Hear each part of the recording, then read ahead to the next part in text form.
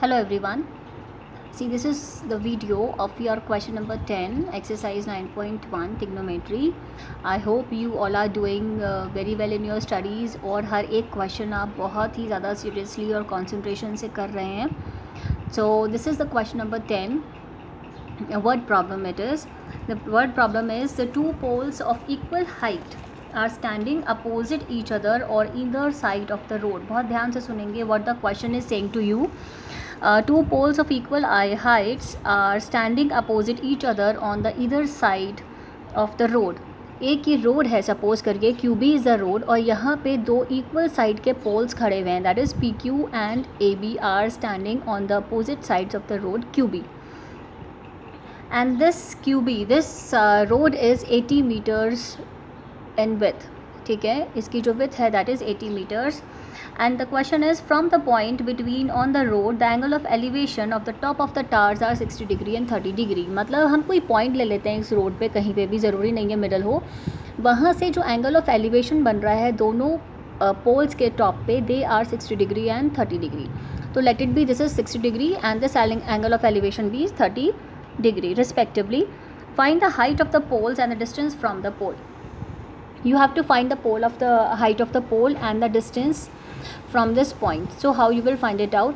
Suppose कर लेते हैं let PQ and AB are equal of h meters of length of the pole and QB width जो आपको दिया हुआ है 80 meters. ठीक है, distance between the poles.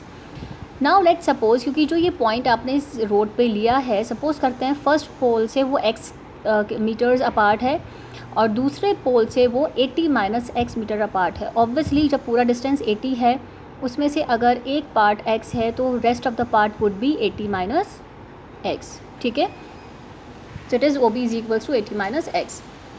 Now we will take triangle P O Q. अब देखो इसमें आपके पास परपेंडिकुलर h और बेस x ये दोनों चीज़ें हैं. तो which trigonometric ratio you would apply? 10-60 degree. 10-60 degree is equals to PQ upon QO that is H upon X. तो √3 क्या हो गया? 10-60 डिग्री की value is equals to H upon X. तो X √3 कितना हो जाएगा आपका? H. ठीक है, just mark it in equation number 1.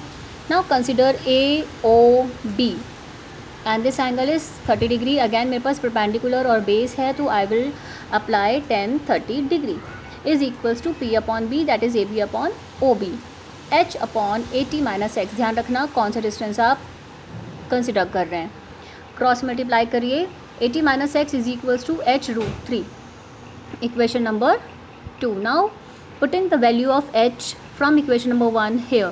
पहले x निकाल लेते हैं तो h की वैल्यू पुट कर देते हैं आप इक्वेशन नंबर 2 में. तो it will become 80 minus x. यहाँ पे h की वैल्यू पुट करिए x√3 and √3 is 3x and 80 minus x. अब इस x को इधर ट्रांसफ़र कर दीजिए. It will become 80 is equals to 4x. x कितना आ गया आपका? 80 upon 4 that is 20 metres. Therefore अब इस x की वैल्यू आप 1 में भी रख सकते हैं, 2 में भी रख सकते हैं ऑफ योर चॉइस. तो putting x 20 metres in equation number 1, मैं इक्वेशन नंबर 1 में रख रही हूँ, आप 2 में भी रख सकते हैं. तो 20√3 इज इक्वल्स टू h. पर दोनों पोल सेम हाइट के हैं तो height of the poles would be 20√3 metres and the distance is 20 and 60. अभी 60 कहाँ से आया?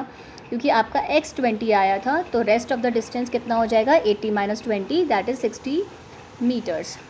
ठीक है, I think this is much clear to you now.